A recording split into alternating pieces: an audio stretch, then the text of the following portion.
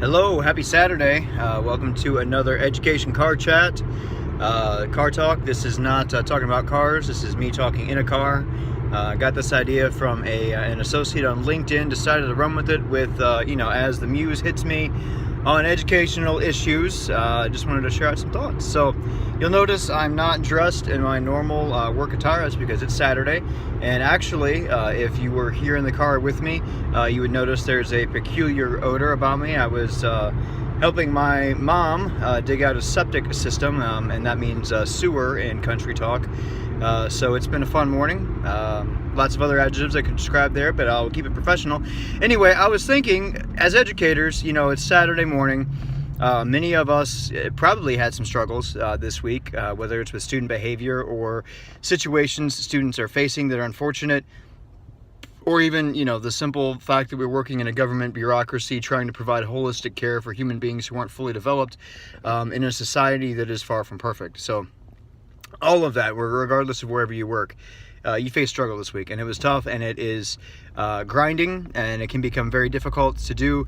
Last night I was talking with one of my teachers, really encouraging her to do something that is fun for her, something that's different, something that gets her mind off of the kids we see Monday through Friday every week. We love them, we want to take care of them, but we also need to be able to step away from them and take a break. So if you look at the brain science, if you stay too focused on a problem for too long, it becomes counterproductive in truth. Your brain, it kind of like the neuron paths get worn out, and so you see a problem from a certain direction for so long that you can't see it any other way, and so it's a high frustration point there where you can only see one pathway and you see the one obstacle and there's no way to get through that obstacle. And so you need to step away, let your brain refresh, eat a good meal, get several good nights sleep, and then come back to the problem and find what other pathways you can find. And that's what we do on Mondays, right? So I just wanted to chat over the weekend. So what do I do to rejuvenate? Just wanted to give some ideas to my fellow educators about what you could do. As you can see, manual labor is one of them. If I can find a project that needs to be done, something that's relatively low risk. So if it's at somebody else's house, that helps. But it's something that is fun, something that makes me exert some physical energy. When I was a kid, I used to split wood. Actually, I grew up in the country, and they burned wood for heat. And so I used to split logs with them all, which is a great CrossFit workout. But it's good. And so if you don't have a log splitter you can use, then getting to the gym is great. Going for a run is awesome. Doing things that taking kids to a park, or being that weird adult at the park doing a playground workout, just running around being a kid. That's fun. Try to find things that make you laugh. I have a toddler and a 10-year-old at home, and the toddler has started belly laughing, like really truly like ha ha ha, like deep laughing. And it is a lot of fun to find ways to get her to do that. So that brings me some rest and reprieve. Also, staying connected to other educators, not in the sense of I had this one problem, I had this one kid, what do I do about it, but also, and even more so, what's popping in education? What's the new thing? What's going on? What's an exciting quote I can hang on to? What gets my mind flowing about bigger issues in education?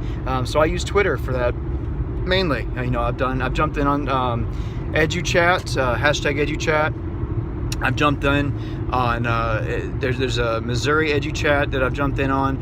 There's a PBIS chat that works really well. There's tons of educational chats. You can find out Cybraryman online. He's got a great list of educational Twitter chats that run by hashtags. So I encourage you to check those out. They're great, even if you just run the hashtag and look at some of the quotes, but also, following some awesome educational leaders, some folks who are inspiring.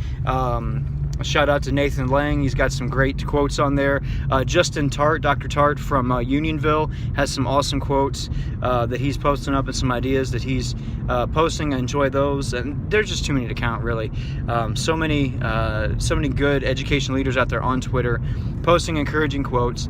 And then the last thing, and maybe the most important thing, is having family, whether it's church family, it's biological family, but having family that really encourages you, that really feeds into you. I know my church family on Sundays, we meet, and I see folks from all strokes of life there, and we know each other, and we're real with each other, and that's a huge life-giving thing. But also with my wife, she's still my best friend. We talk about stuff. She lets me process. I'm an extrovert, which means the car talks are helpful for me.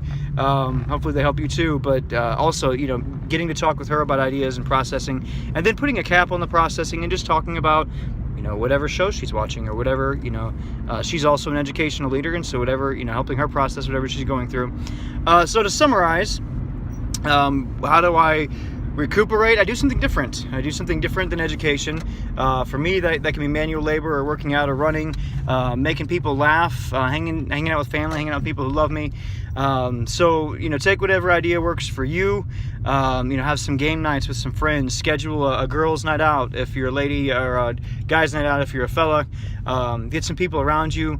You know, it takes some energy to get that stuff planned, especially as adults, but it's worth it. It's worth it. So go do something fun. Find healthy ways to cope with stress. And, you know, because Monday, the truth is, educators, we're going back to work Monday, and it's going to be work. It's going to be hard.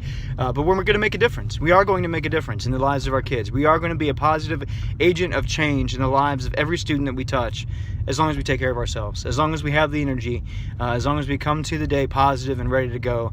And really, Monday morning is, at least in part, determined by what we do on Saturday afternoon. So take care of yourselves. You matter. You are important. You are making a difference. And have a great weekend.